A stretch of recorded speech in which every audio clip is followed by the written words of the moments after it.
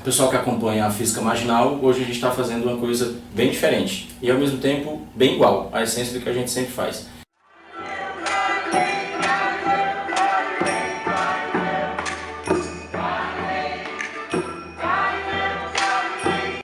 Eu estou aqui com a Denise Fraga, talentosíssima, estou fazendo o meu papel de tiete agora porque eu gosto de paixão. Ela está em Fortaleza, apresentando a peça Galileu, um texto do Brecht, e que eu vim assistir como espectador e vi também como uma oportunidade de fazer a nossa mensagem chegar por palavras que não são minhas, que são do Brecht e que a Denise é mensageira. Eu me vi na peça porque ela está falando o que a gente está fazendo, então, e ela foi super delicada e super afim e entendeu a ideia. Não sei se é porque eu dei uma cantada com a Clarice Lispector logo de chegada. Você deu uma cantada com a minha ídola. Então, mas imagina, imagina se eu não ia abraçar essa ideia. Então eu acertei.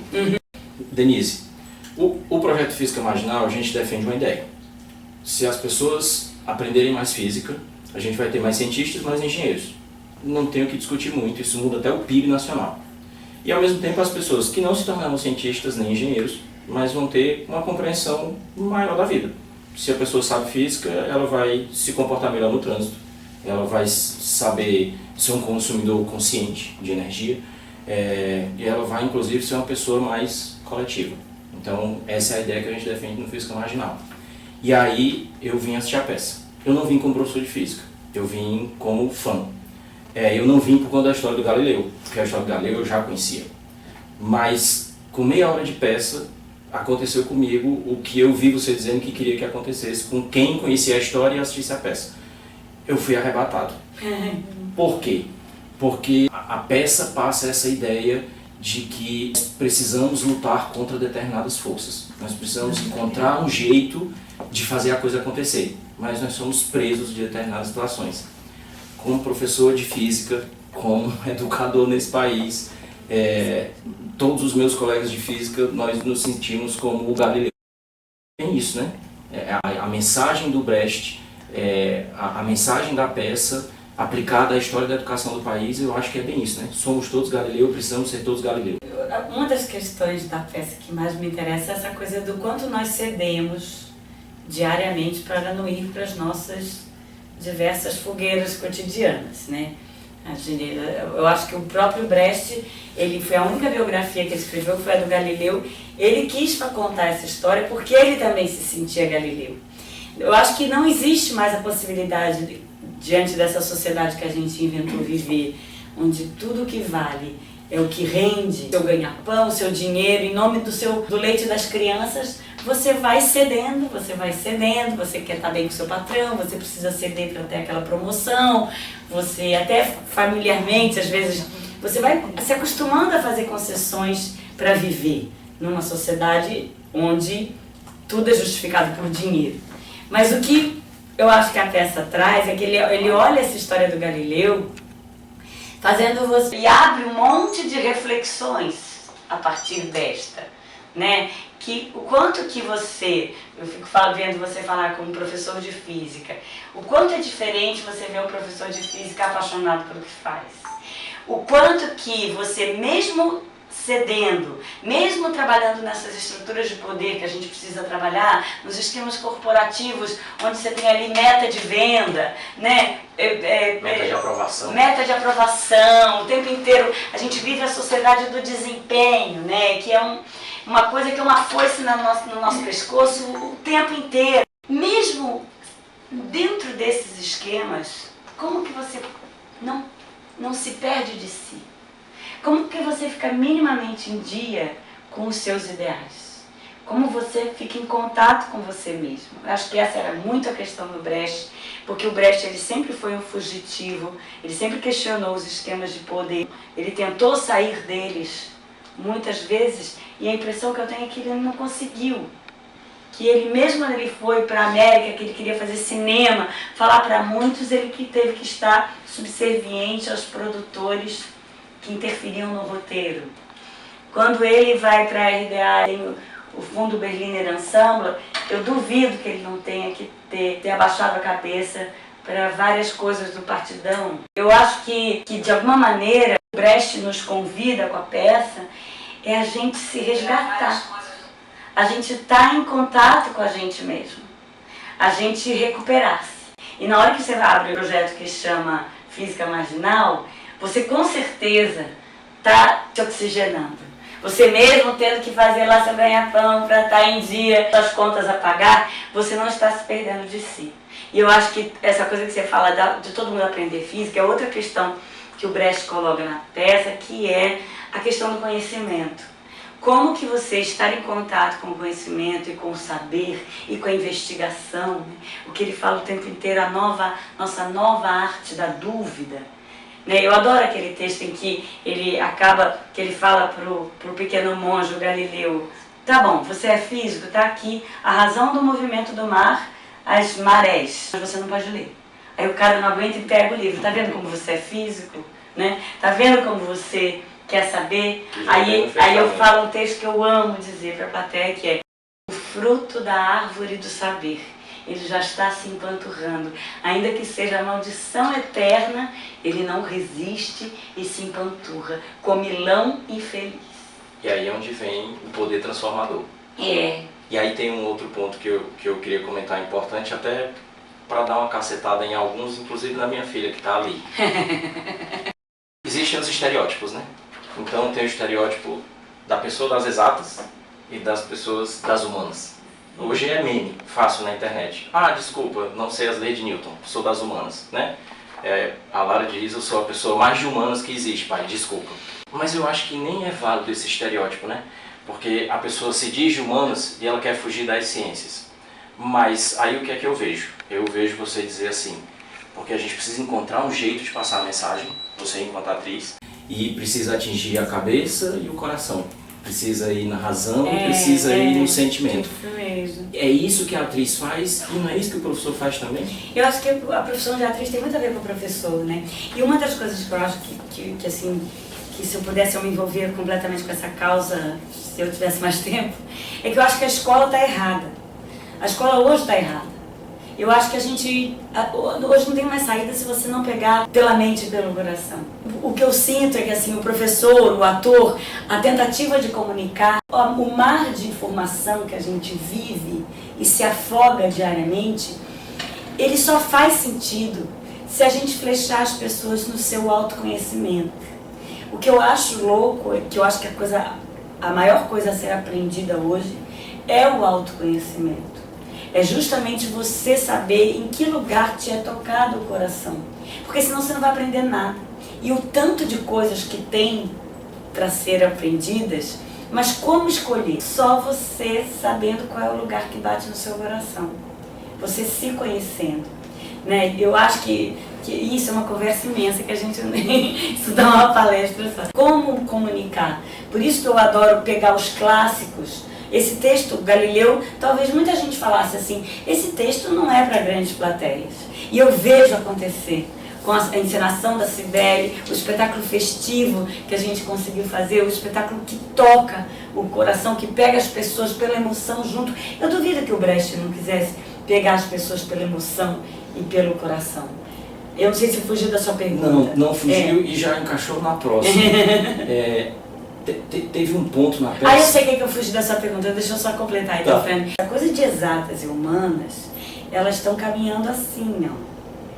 Não são paralelas que vão se encontrar num infinito hipotético. Elas estão caminhando assim, um dia elas vão se juntar. E a ciência vai estar em contato com a arte todo o tempo, né? Porque as coisas nada é separado nesse mundo múltiplo que a gente vive. Elas sempre estiveram juntas, a gente é que está caminhando para chegar nessa visão, né? A nossa maneira de concebê-la, de enfrentar o conhecimento. E de usar. E uma coisa eu digo, quanto mais conhecimento, sem dúvida a pessoa se aparelha para reconhecer-se, para reconhecer suas angústias.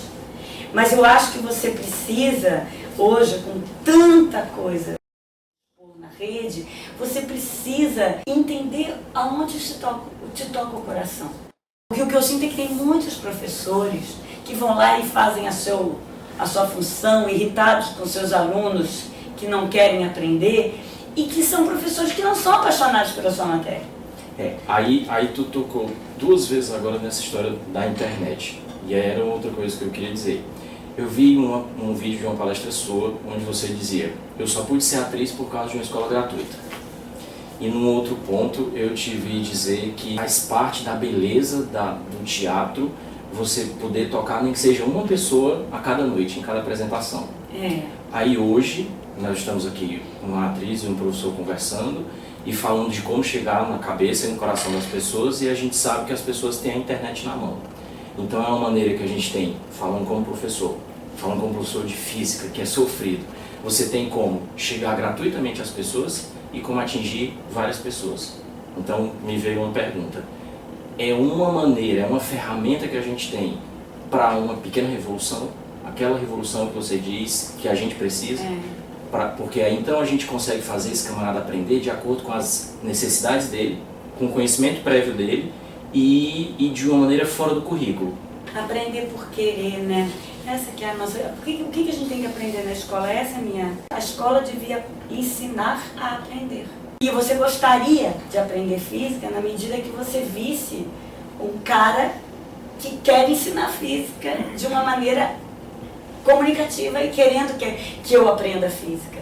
Não é? A física é fascinante, mas eu me lembro de 2 professores de física. Um que não tinha interesse nenhum por ele e outro que me fez entender a física, e como física é uma coisa fascinante na medida que a física está na vida. E quando você faz essa conexão com a vida, as coisas cintilam, que é o que o teatro faz. O teatro pega o que está morto num instante, eu cato lá, eu abro, eu faço teatro e faço a palavra pular. À medida que eu faço a palavra pular, o que eu acho que tem mais bonito no teatro talvez seja, assim, quando você sente que o público está dizendo assim: obrigada por dar palavras àquilo que eu sinto e não sei dizer. Obrigada por dar voz à minha angústia. Muitas vezes o teatro, a arte de uma maneira geral, a literatura, o que seja, te dá palavras para aquilo que você sente e não sabe dizer. Quanto às revoluções, e Delfrane, eu acho que você já faz uma pequena revolução. Eu acho que hoje a gente não tem mais a possibilidade da revolução. A gente tem a possibilidade de estados revolucionários, pequenas revoluções diárias e individuais, cotidianas, e que essas sim, eu olho com essa andança da gente por aí, eu estou viajando com o teatro já com todas as peças desde 2007. É lindo de ver como o que faz a diferença são atitudes individuais. É você achar um cara naquela escola pública que faz aquela escola pública ser melhor do que aquela particular. É você ver você... Outra coisa que se questionou em algum momento da peça e aí eu queria dar esse testemunho. Quando eu digo de novo, eu não vim como professor, eu vim como espectador. Quando eu vi o que era que estava acontecendo ali, eu comecei a olhar para trás, porque eu queria ver a expressão das pessoas, porque eu fiquei com inveja. Eu queria estar fazendo isso daí. Eu até brinquei com a Lili, eu falei: eu vou largar a escola e vou seguir a companhia de teatro. Porque eu sei que tinha pessoas sentadas ali que talvez não soubesse quem era o Brecht, talvez não soubesse quem era o Galileu. 60% do público. E eu pensei, eu disse: essas pessoas vão levantar e vão embora, e elas estavam ali, elas estavam entendendo. Aí vai bater numa outra coisa, quando você fala de você conseguir se comunicar com as pessoas e tocar as pessoas e fazer com que elas entendam. Aí eu peguei uma fala sua, que tu fala de inflexão. Se você consegue dar inflexão ao texto, você consegue fazer as pessoas entenderem. Aí eu tenho uma pergunta também para eu aprender. Essa ideia de tentar mostrar que você sabe física, só não sabe que sabe, uma das histórias que a gente conta é assim. Quando a gente é criança, lá na pré-escola, a gente tem lápis de cores. E quanto maior a caixa de lápis de cor, com mais tons de vermelho, mais tons de amarelo, mais legal é. Num certo momento você tem que arrumar os lápis. Se você quiser arrumar direitinho, o lápis amarelo, você vai estar perto do lápis vermelho ou vai estar perto do lápis azul? Aí a criança olha para o amarelo, para o vermelho e vai junto. O verde vai perto do azul. Se você perguntar por quê, ela vai dizer: porque parece. Né? Então, a gente mostra que desde o jardim da infância a gente tem uma percepção da física. A física é a natureza. Isso é dar uma inflexão, isso é o que tu faz, isso é encontrar uma maneira de falar que as pessoas entendam. Não, inflexão, na verdade, quando eu uso essa palavra, que é uma palavra antiga em teatro, que as pessoas pouca gente usa hoje, que é você dar o tom certo onde a fala chega, né? Você pode fazer de várias maneiras. A inflexão não existe. Uma pergunta é uma pergunta. Fala qualquer do Galileu.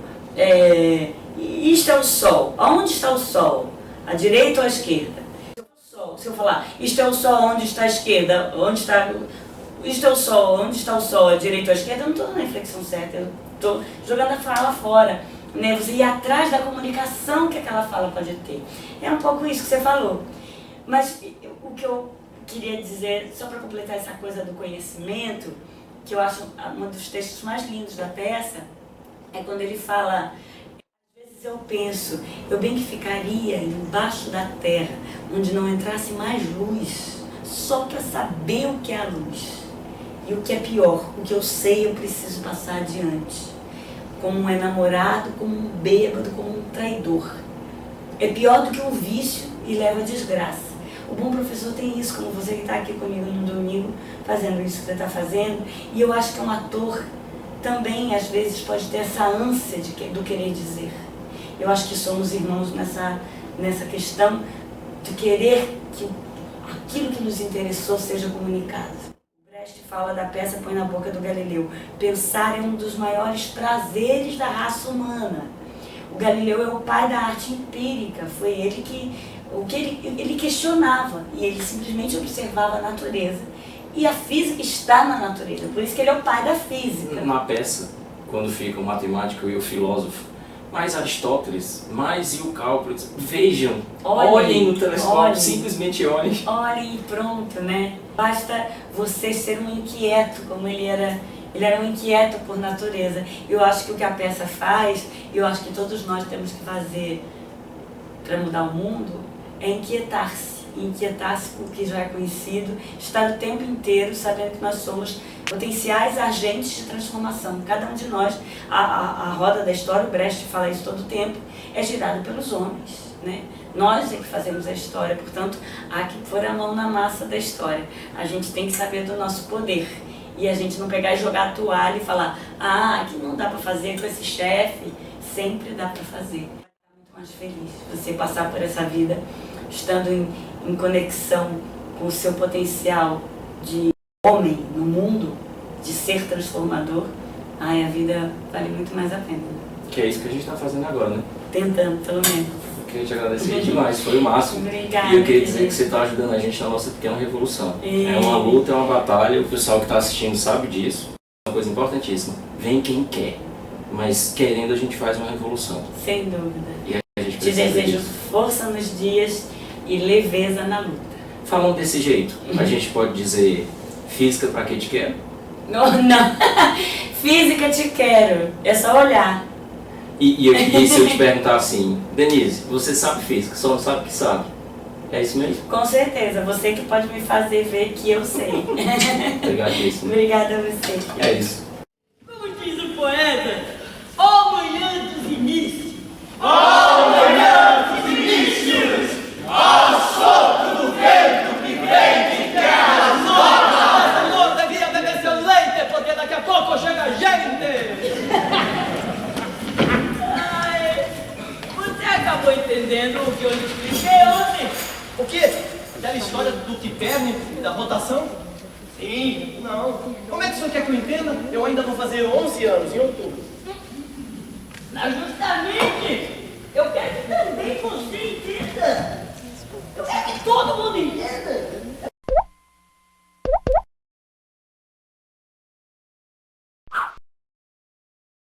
O senhor vai ter que ter mesmo paciência comigo. Bom, na ciência, é tudo muito diferente do que é lá no nosso saudável bom senso. Veja o senhor, por exemplo, aquele tubo estranho que estão vendendo em Amsterdã. É um tubo de couro verde com duas lentes. Uma lente é assim, a outra é assim. Eu ouvi dizer que uma aumenta, a outra